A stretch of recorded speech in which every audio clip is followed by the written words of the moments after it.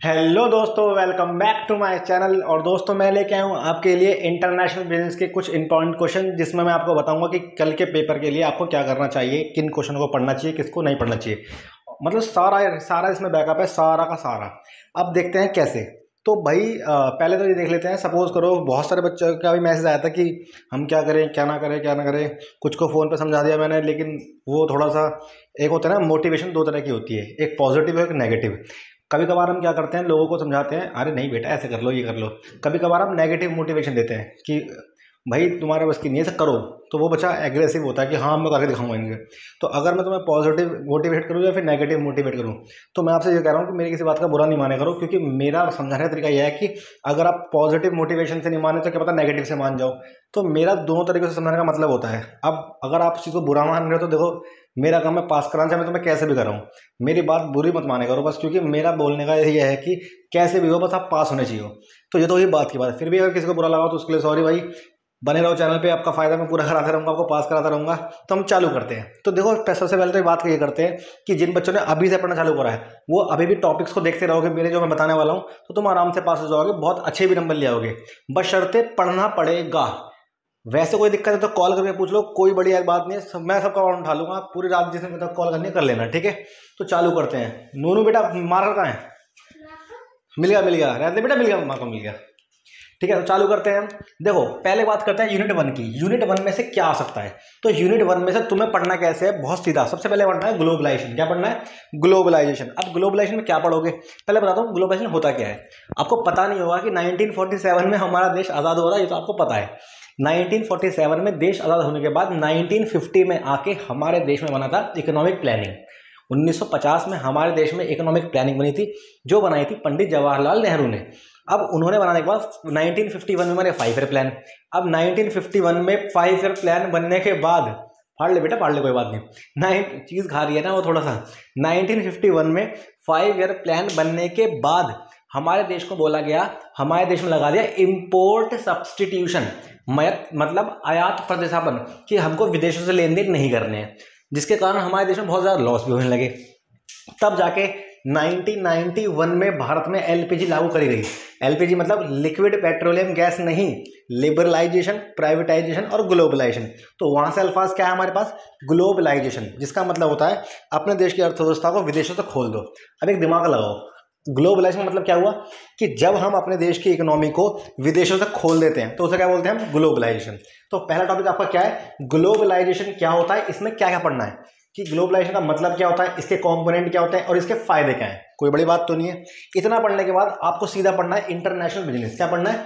International business. कि international business क्या होता है। तो इंटरनेशनल बिजनेस का मतलब समझते होंगे, नाम से पता चल रहा है कि जब हम अपने देश के बाहर भी, बियॉन्ड जाके भी, बाउंड्री के हम काम करते हैं, उसे क्या बोलते हैं? International business. अब इंटरनेशनल बिजनेस में भी क्या क्या पढ़ लेना, इसका मतलब, इसके फीचर, इसके फैक्टर्स कौन कौन से होते हैं, और डोमेस्टिक बिजनेस और इंटरनेशनल बिजनेस में अंतर। और इसमें कुछ कॉम्प्लेक्सिटी आती है, दिक्कतें आती है। वो दिक्कतें कौन कौन सी होती है?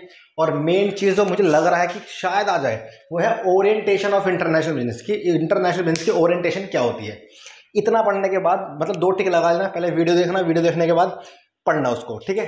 अब बात करते हैं हम कि हमारे इंटरनेशनल बिजनेस के मोड कितने होते हैं। तो मोड मतलब सीधा, इसके पहले मोड पढ़ने हैं, फिर हमारे कॉन्ट्रैक्चुअल एग्रीमेंट जो होते हैं, इसमें कौन कौन सी चीज़ें होती हैं? लाइसेंसिंग, फ्रेंचाइजिंग और टर्नकी प्रोजेक्ट। ये तीनों तो बहुत ज़्यादा पढ़ लेना भाई, शॉर्ट नोट में आ सकते हैं। फिर नाच कह रहा हूँ, नाचते नहीं, मतलब आगे बात बढ़ते हैं कि इंटरनेशनल बिजनेस एनवायरनमेंट क्या होता है। तो देखो, इसमें ना अगर आप 10 ईयर उठा के देखोगे या राइटर की बुक उठा के देखोगे तो उसमें बहुत बड़े बड़े क्वेश्चन है। सबको कम करके एक चीज़ करना, इंटरनेशनल बिजनेस इन्वायरमेंट क्या होता है पहले तो ये समझना। अगर मैं ही समझाऊं तो भाई सीधी बात है, अगर आप इन्वायरमेंट को बिना जाने करे कुछ काम करोगे तो आपको दिक्कत होगी, है ना। तो आप पढ़ना बिजनेस इन्वायरमेंट को पहले पढ़ना, उसे इंटरनेशनल बिजनेस से जोड़ देना, जिसके बहुत सारे डायमेंशन होते हैं, economic, social, legal, political, technical. इनके बारे में एक बार पढ़ने के बाद, जो वीडियो में डाल रखा है मैंने, ये सब उससे कनेक्ट कर देना, जोन सा ही पूछेगा, इनमें से एक डायमेंशन पूछेगा। क्लिक। ये है यूनिट 1 का कॉन्सेप्ट, जो थोड़ी सी लंबी है। उसके बाद सब आसान है। कैसे? यूनिट 2 पे आओ। यूनिट 2 में कुछ नहीं पढ़ना, वीडियो बना रखे है। एब्सोल्यूट थ्योरी पढ़नी है, कंपैरेटिव एडवांटेज पढ़ने हैं, हैक शेयर की थ्योरी पढ़नी है, और ट्रेड बैरियर। बहुत इंपॉर्टेंट टॉपिक क्या है? Trade barrier. क्या है बेटा? बच्चों क्या है? Trade barrier. और उसके बाद आपको पढ़ना है बैलेंस ऑफ पेमेंट।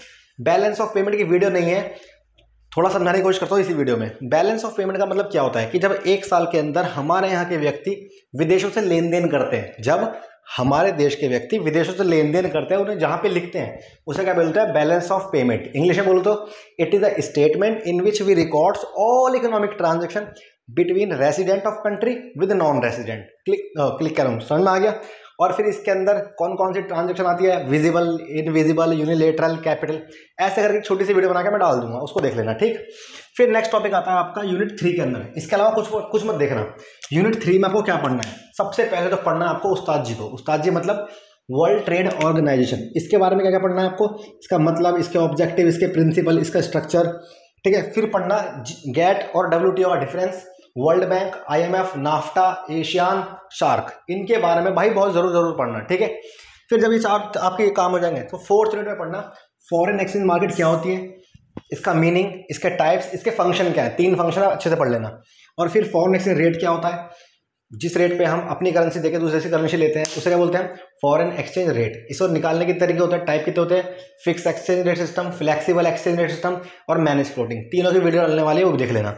फिर आ जाओ FDI क्या होता है, फॉरेन डायरेक्ट इन्वेस्टमेंट क्या होता है, उसके मीनिंग, एडवांटेज, डिसएडवांटेज और उसके डिटर्मिनेंट्स क्या होते हैं। ये तो बहुत जरूर पढ़ना है। और आजकल एक नया टॉपिक और जुड़ा है, फॉरेन इन्वेस्टमेंट पोर्टफोलियो क्या था, इसके बारे में पढ़ना है। इंटरनेशनल बिजनेस फाइनेंसिंग क्या होती है, इंटरनेशनल बिजनेस फाइनेंस में रिस्क क्या होता है।